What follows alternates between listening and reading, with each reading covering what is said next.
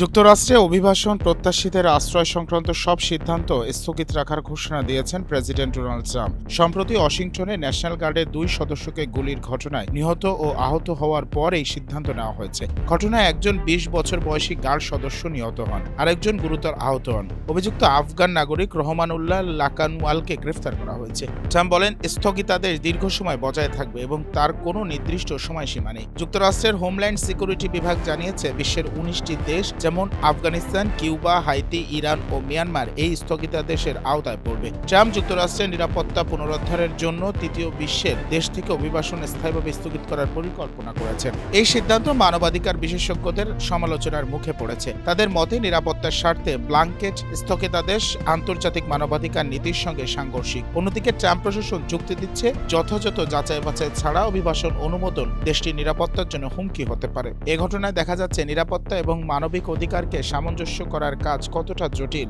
অভিবাসন নীতি এখন রাজনৈতিক ও সামাজিক বিতর্কের কেন্দ্রবিন্দুতে দাঁড়িয়ে আছে।